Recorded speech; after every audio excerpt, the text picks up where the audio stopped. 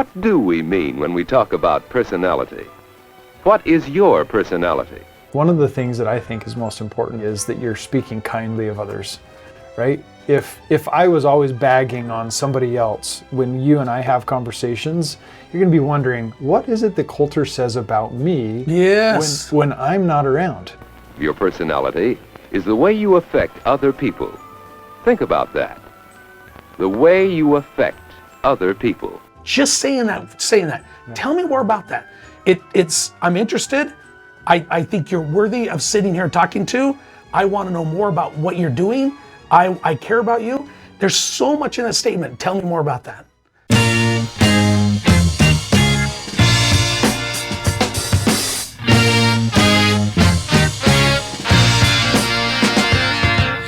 All right, welcome back. This is the Massive Passive Income Show. I'm Jason. And I'm Colter. And I'm excited to be here today. Yeah, me too. But I'm excited to be here every time we get together. So it's nothing's changed. I like you, Jason. I like you. And we're going to talk about likability. Yes. But first, I want to find out how was your week? How'd you do this week? Anything crazy? You know what? We had only one dislocated elbow. It's my 10-year-old daughter. That's good. And so it was limited to only one, which is positive. We had a family reunion. It was an extended family reunion for my wife's side. Oh, really? Her mom. Was it in Wyoming? Her mom's mom. And there were over 300 people at this reunion. Gosh. So, was it in Wyoming? It was in Wyoming. Oh, nice. Yeah. Wow, 300 people. Did you talk to everybody? No, I didn't. I kind of like those big ones because you can kind of get lost and not have to talk to anybody if you don't want to. It's the small ones. It's like I get to old family reunions and I'm kind of the one that talks all the time. So if I'm not there, not much gets said. So people kind of look at me like, hey, how come Jason's not doing anything? Hey, get something going. My sister will grab me and say, hey, where's your energy? Like, this is really boring. Do something, So anyways, that's great. Dance a jig or something. Jason, come on, man. Something. We went for a drive up over Wolverine. Have you been up there lately? Not lately. Man, they've widened the road. They've taken all the washboards out. You can actually pass somebody on it. Wow. Yeah, I don't know what's going on there, but it was Sounds nice. like a nice drive. It was. It's probably still green up there too. It is really green. Out, but there's those two old subdivisions up there that nobody's bought anything, or maybe somebody has, but they haven't done much. So we took the Jeep up on some of those trails, clear up on top. It was pretty cool. Cool. Yeah, it was a lot of fun. Sounds beautiful. Well, awesome. So our topic is likability. Likability, man. That's one of those things in high school. You're like, I just want to be liked, right? Yeah. Or I don't like anybody. One or the other. People. I hate people. My brother was always sending little memes to say, I hate people, or people are idiots, or something about people. I want to be alone. And I'm like, wow, I mean, it's funny, but I hope that's not how he really feels. Well, and I think that's important to note too, is like one of the things that I think is most important in likability is that you're speaking kindly of others, right? If I was always bagging on somebody else, when you and I have conversations, you're going to be wondering, what is it that Colter says about me when I'm not around? Like, yeah, so if I'm gossiping, or if I'm always talking poorly about somebody else or something else, if I'm always in the negative, is that something that people really want? Is that the energy that they're looking for? And really, it is that feeling of, wow, what are they going to say about me once we're done with this conversation? And along with that, when you get around people and they're like, oh, don't say anything, but so-and-so, blah, blah, blah, blah, blah. They're gossiping, you know what I mean? And I always think, wow, I've had some pretty good conversations with this guy. What's he saying to somebody else? Hey, don't say anything, but Jason told me this and this, So it breaks that thing of trust to where I don't want to talk to that person like about stuff. Like surface stuff's fine, but to get deep into anything about talking about what's going on, because I'm afraid they're going to go out and tell whoever else because they're just telling me the same thing. Yeah.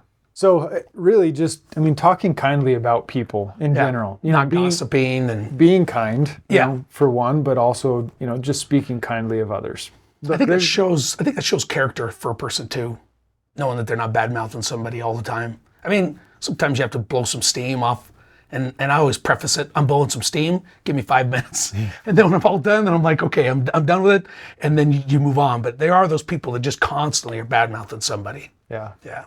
So number one key in likability is, speaking kindly, speaking well of others. And the next, I think, is really when you're in a conversation, how interested are you in the conversation, and are you showing that you are actually listening? If you and I were to talk for 20 minutes on a podcast and I just sat here and I did nothing and I never responded and I never showed an interest in what you had to say, you could fill all 20 minutes. Yeah. Yeah, I probably could. But it wouldn't be nearly as fun. That's awesome.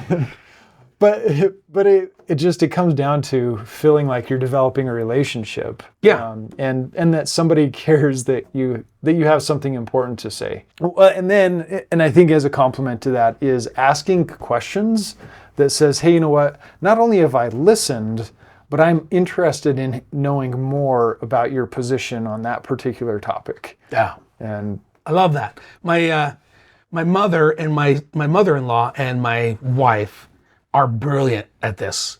And I'm not that good at it. At least I didn't used to be. I'm better now because my wife pointed out to me.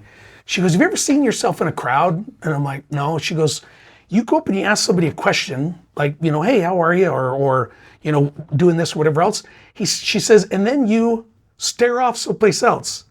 Like the people, she goes, I've actually seen on their face, like, why'd they ask me this question if he's not interested? Because for some reason, I'm like in a big group, I used to look around and say, okay, who's here? Who do I need to talk to? So I'd ask a question, or talk to the person, but she says, then you're off someplace else. She goes, that is so, what's the word she used? Like,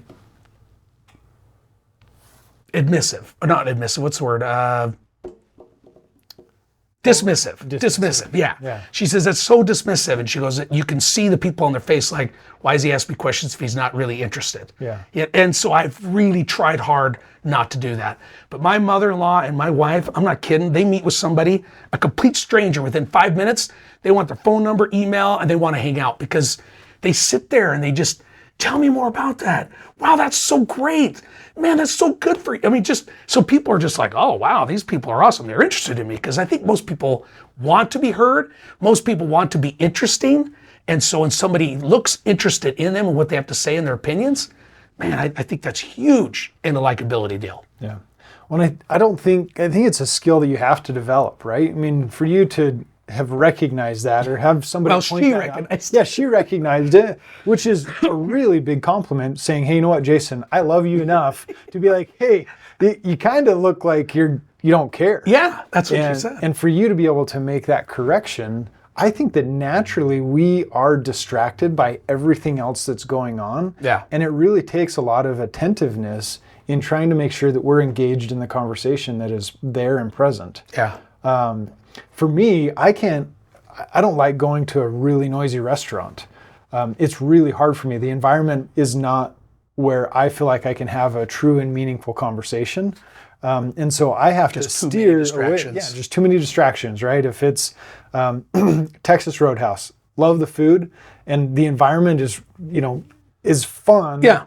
For the fact of like, if I don't care about the conversation, or if I want entertainment all going around, or watching the TVs or having the rolls always showing up, at the end of the day, and then the music's really loud too. The music is so loud. Yeah.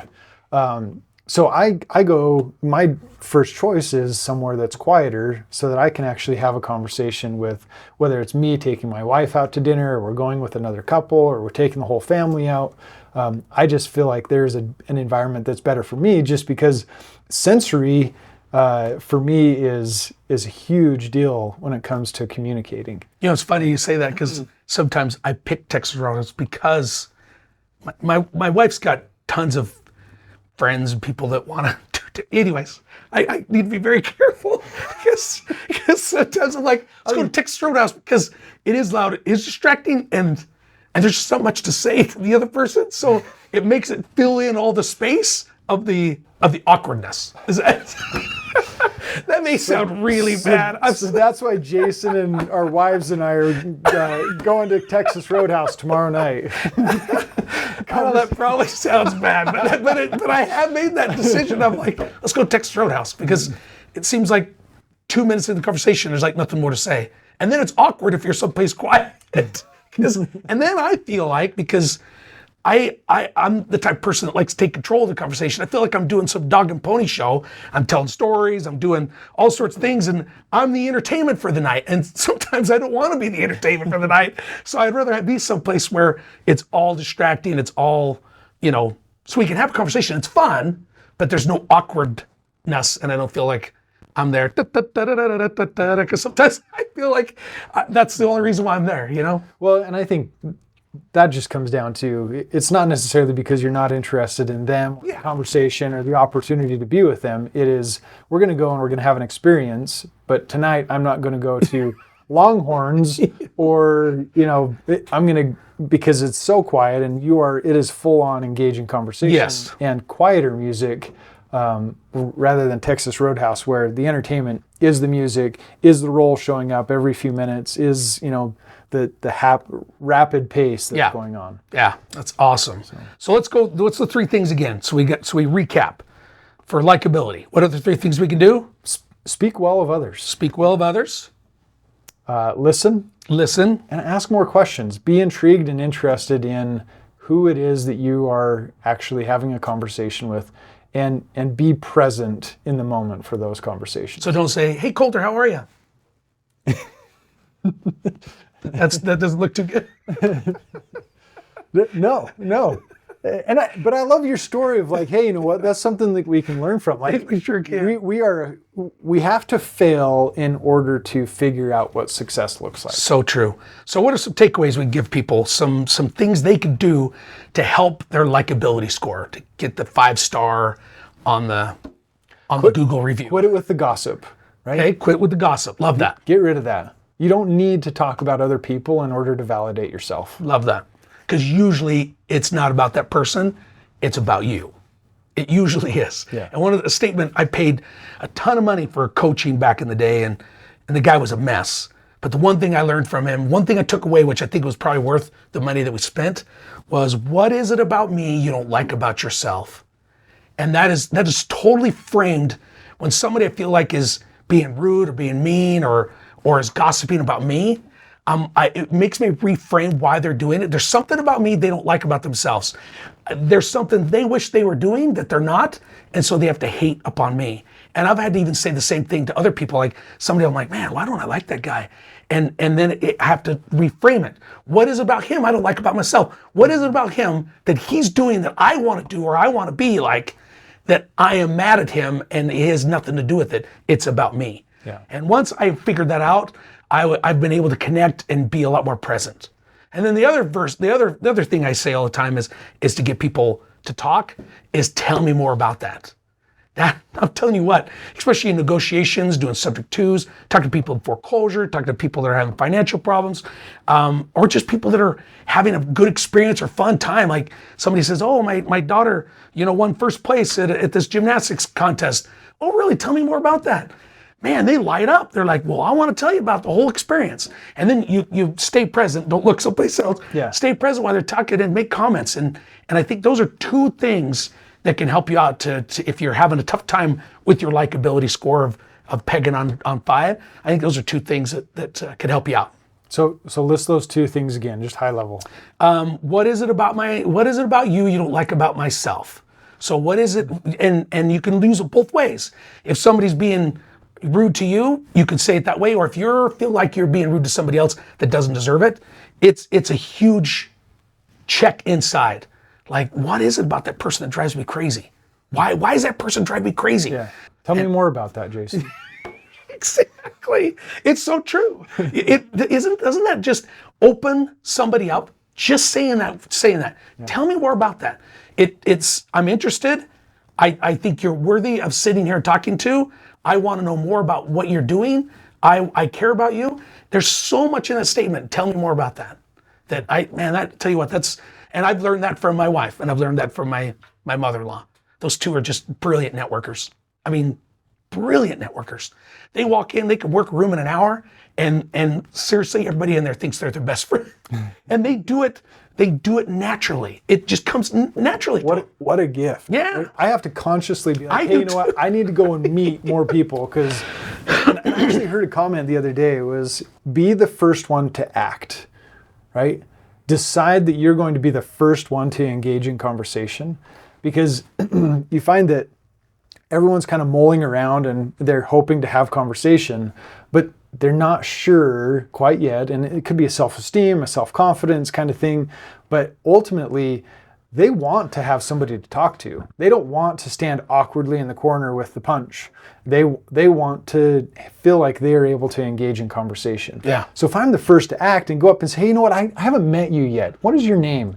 And what's your career? What is it that you do for work? And tell me more about that. Yeah. That right there it allows for you to have more conversations, network with people. But I really liked the invitation the other day of, be the first one to act. Be the first. Act first. Another thing to say to people that helps me get conversations going, I preface whenever I meet somebody, I say, besides friends, besides family and work, what are you most passionate about?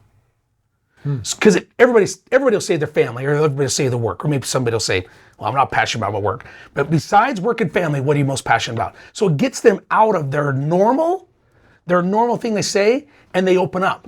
Well, man, I really like snow machining, or I really like, hiking, or I've got this hobby I just started. And then it just opens things up a little bit. And I love that. In fact, when we do visits, once a week, and most people, if I haven't met them before, that's the first thing out of my mouth. Besides work and family, what are you most passionate about? And man, they light up. Yeah, they can't wait to tell you. Yeah. Yeah.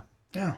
So love this talk, because likability, I think, is a direct, what's the word I'm looking for? Correlation. Direct correlation to success. I really do. You're somebody that's angry, mad, people don't like, because you're angry and mad, your success is not going to be very well, and or flourish very well. But likability, man, I'll tell you what, that's got me more work and more jobs and more deals than anything else, because I'm genuinely interested and nice to people. Yeah. Oh, you do a really good job of that. Well, for sure, Jason. Well, thanks for joining us today. Yeah. Likability, there's just so much to unpack there. And at the end of the day, it's being good to people, and they will be good to you. Awesome.